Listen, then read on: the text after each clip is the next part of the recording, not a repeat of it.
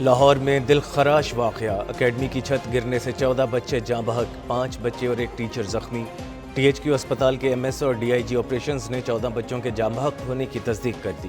کاہنہ کے علاقے میں کچوانا روڈ پر ٹیوشن سینٹر کی چھت ٹی آر اور گارڈر سے بنی تھی۔ اچانک چھت گرنے سے بچے اور ٹیچر ملبے تلے دب گئے۔ حادثے کے بعد اہل محلہ اپنی مدد آپ کے تحت ملبہ ہٹانے میں مصروف رہے۔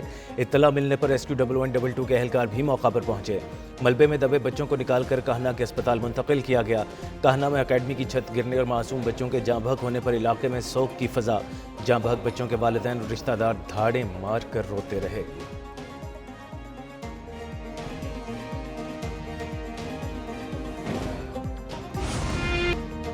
روشن مستقبل کی امیدوں سے چمکتی آنکھیں ہمیشہ کے لیے بند ہو گئیں۔ ٹی ایچ کیو اسپتال کاہنہ نے چھت گرنے سے جاں بحق اور زخمی بچوں کی تفصیلات جاری کر دی۔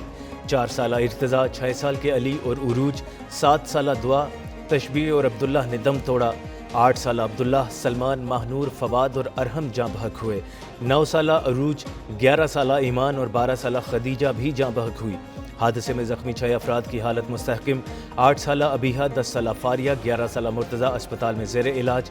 زخمی 8 سالہ ایان، 7 سالہ رابعہ اور 30 سالہ حمیدہ رحمان کی حالت بھی خطرے سے باہر۔ سی سی پی او لاہور بلال صدیق قمیانہ کی انڈس اسپتال آمد۔ سی سی پی او کا جاں بحق بچوں کے لواحقین سے گہرے دکھ کا اظہار۔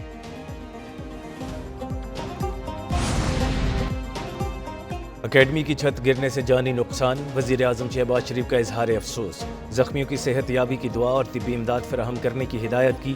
وزیر اعلیٰ مریم نواز شریف نے واقعے کی رپورٹ طلب کر لی۔ ذمہ داروں کا تعین کرنے کی ہدایت۔ زخمیوں کو بہترین طبی سہولیات دینے اور ریسکیو آپریشن تیز کرنے کی ہدایت کی۔ جاں بحق ہونے والے معصوم بچوں کے اہل خانہ سے دلی تعزیت۔ مریم نواز نے صوبائی وزراء کو جائے حادثہ پر پہنچنے کی ہدایت بھی کی۔ کمشنر مریم خان نے کاہنہ میں امدادی کارروائیوں کا جائزہ لیا۔ کہا واقعے کی تحقیقات کر کے ذمہ داروں کا تعین کیا جائے گا۔ پولیس نے عمارت کے مالک ریحان، بھائی فیضان اور مستری عمیر سمیت 5 افراد کو حراست میں لے لیا۔ D I G operations Faisal Kamran نے کہا شواہد اکٹھے کیے جا رہے ہیں، ذمہ داروں کے خلاف بلا امتیاز کارروائی کی جائے گی۔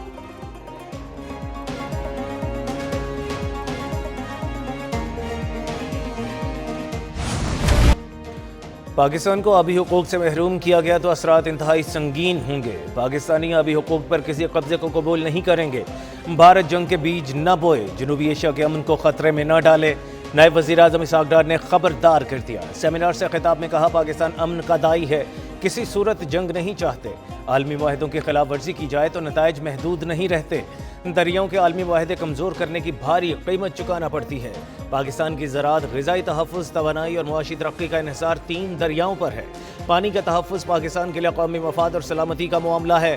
اسلام آباد میں سندھ طاس معاہدے سے متعلق بین الاقوامی کانفرنس، وفاقی وزراء اور عالمی آبی ماہرین نے بھارتی اقدامات مسترد کر دیے۔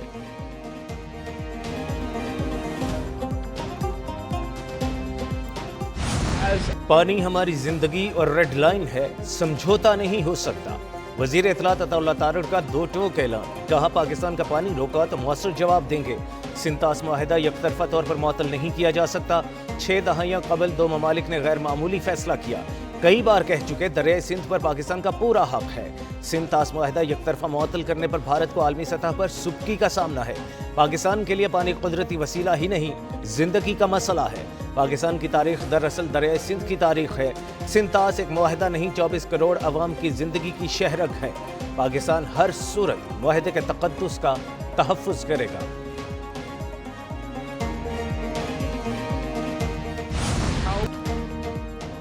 بلاول بھٹو نے دریائے سندھ کو پاکستان کے لیے ابنائے ہرمز قرار دے دیا۔ سندھ طاس معاہدے پر بین الاقوامی سیمینار سے خطاب میں کہا جس طرح ابنائے ہرمز کی بندش عالمی معیشت کو متاثر کرتی ہے، اسی طرح دریائے سندھ کا پانی پاکستان کی زندگی کی ضمانت ہے۔ پاکستان آبی مفادات پر کوئی سمجھوتا نہیں کرے گا۔ آبی وسائل کو بطور ہتھیار استعمال کرنا عالمی امن کے لیے خطرناک رجحان ہے۔ سندھ طاس معاہدہ کی بحالی کے بغیر پاکستان اور بھارت میں پائیدار امن ممکن نہیں۔ دنیا کو احساس ہو چکا پاکستان کے وسائل عالمی سیاست اور سلامتی کا مرکزی مسئلہ بن چکے۔ پاکستان کے آبی حقوق کو نقصان پہنچانے کی ہر کوشش کا قومی سطح پر جواب دیا جائے گا۔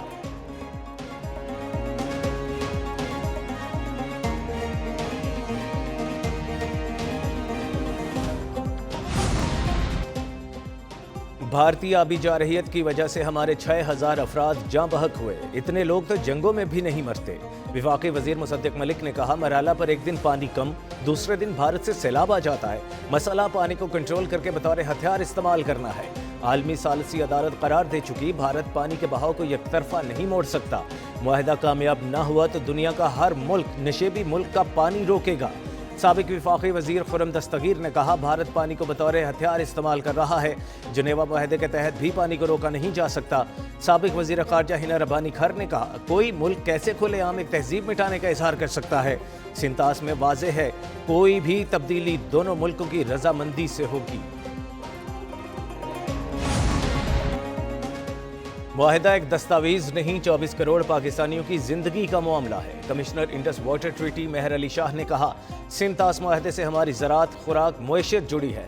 معاہدہ دو ایٹمی طاقتوں کے درمیان کشیدگی کے خاتمے اور امن کے لیے ہے۔ سابق صدر national defence university lieutenant general retired Aamir Riaz نے کہا دریائے سندھ اور نشیبی علاقہ مکمل تہذیبی اور ماحولیاتی نظام ہے، یہ نظام پاکستان کی زراعت، معیشت، توانائی کی ضروریات کو سہارا دیتا ہے۔ پانی پر قبضہ کی کوشش پاکستان کی قومی سلامتی کے لیے سنگین خطرہ ہے۔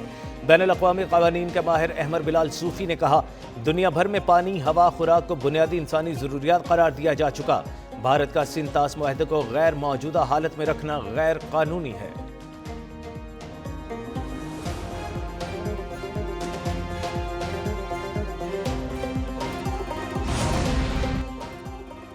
روسی ماہر ڈاکٹر روکسولا زیگون کا بھارت کے آبی موقف پر شدید تحفظات کا اظہار، پاکستان کو پانی سے محروم کرنے کا بیان بین الاقوامی قانون کی خلاف ورزی قرار، کہا سنتاس معاہدہ خطے میں پانی کی منصفانہ تقسیم کی بنیاد ہے، پاکستان کی 90% سے زائد زراعت دریاؤں کے پانی پر منحصر ہے، سنتاس معاہدے پہ یک طرفہ علیحدگی کی کوئی گنجائش نہیں۔ نائب صدر centre for China globalisation doctor Victor Gao بولے نریندر مودی نے کہا پانی پاکستان نہیں جانے دیں گے، پانی کی فراہمی روکنے کی دھمکی بڑا جرم ہے، پاکستان اور چین باہمی تعاون سے کئی اہم کام کر سکتے ہیں۔ عالمی پالیسی کی ماہر لوری وٹکنز نے کہا یہ معاہدہ ایک انتہائی مشکل مقصد کے لیے تشکیل دیا گیا تھا۔